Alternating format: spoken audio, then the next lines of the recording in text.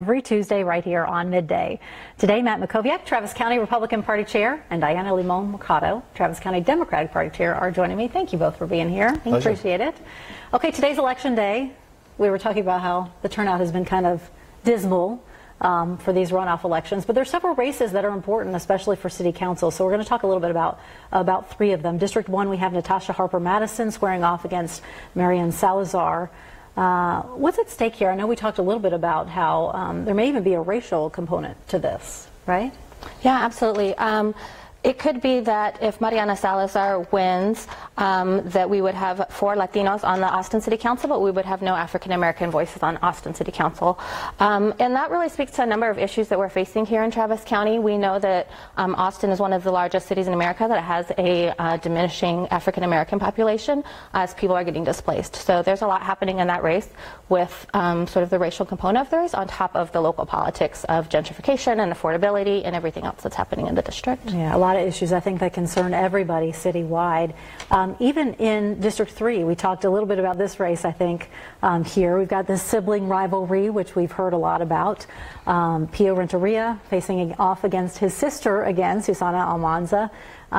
They both have very strong issues about how we end up developing Austin when it comes to homes and things like that. Well, how is this District 3?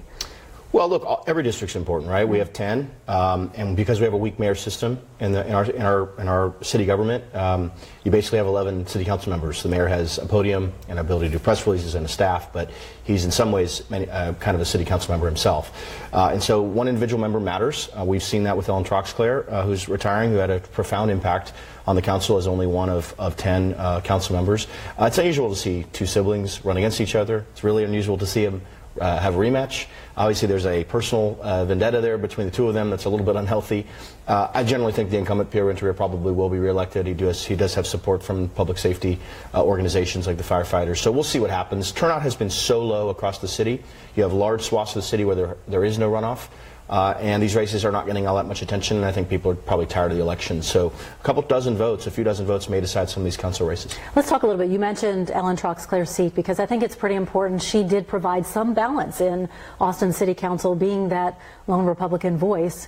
There's a chance that we won't have that. How important is that for a balance in a city like Austin? Yeah, when we went to 10-1, we had 3 Republicans basically elected. 2 of them lost. Sherry Gallo and Don Zimmerman lost 2 years ago, and now Ellen decided to retire. And so she recruited Frank Ward to run. We have a runoff between Frank Ward, who finished second, and Paige Ellis, who finished first. So there's a close race there. You've seen the police, the firefighters, the realtors, the sheriffs, and of course the Travis County Republican Party, all unified behind Frank, who's going to be a taxpayer champion on the council. Ellen had a huge impact as one council member. She was really the only person up there, I think, that was putting taxpayers first on a consistent basis. Frank wants to be that kind of council member again. This is a very, very close race, and we'll see what happens. What do you tell people out there who may be hesitant to go to the polls today? They don't know a lot about the races. Why is it important that people get out there? Yeah, these local races have an immediate impact, probably the most significant impact on their day-to-day lives and on their neighborhood. It is, one of 11 people on City Council, along with the mayor. And particularly Paige, she's endorsed by EMS, by Sheriff Sally Hernandez, and by Constable Stacey Suits, who's the constable for the area. Transportation, public safety, emergency services are the top issues for her. And while we did have a conservative voice on the City Council before, these issues continue to be unresolved. And if anybody thinks that there's not dissent already on the City Council, they're clearly not paying attention. There's plenty of dissent. There's plenty of healthy debate happening on City Council.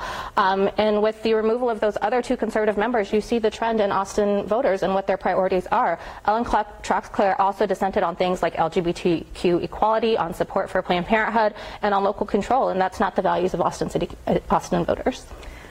Important to have your voice heard in a council election like this, where, as you mentioned, we have 11 seats. So these 3 seats really do matter. They do, and listen, I think the choice before the voters, particularly in this district, in District 8 in Southwest Austin, is are you happy with the direction of the city? Are you happy with transportation continuing to get worse? Are you happy with property taxes doubling every 9 years? Are you happy with the affordability crisis, which gets worse and worse and worse? Not on its own, it gets worse because of policies at the city level. And so if you're frustrated with those things, you have a chance to send someone to the City Council who's going to try to take the city in a different direction, fight for taxpayers, put them first. Frank Ward's that candidate.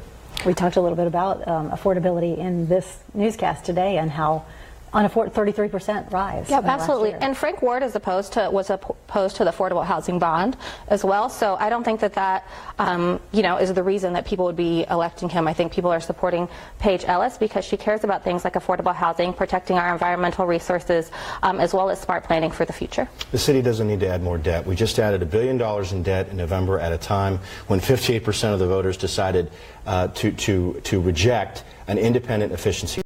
It's truly insane. It's like asking your credit card company to increase your limit, but say, stop sending me the bill, I don't know how I'm spending money. So unfortunately, affordability and transportation are likely to get worse before they get better in Austin. I think voters in Southwest Austin, which is a Republican area, have a chance to say no. We want to send a taxpayer champion who's going to hold our leaders accountable, who's going to be a fiscal conservative, who's going to fight for taxpayers every single day, and that's what Frank Ward will do. We'll see what happens election day today. Yeah. Get out there and vote. Diana, Matt, thanks for joining me. Thank you. Appreciate it. We're back after this.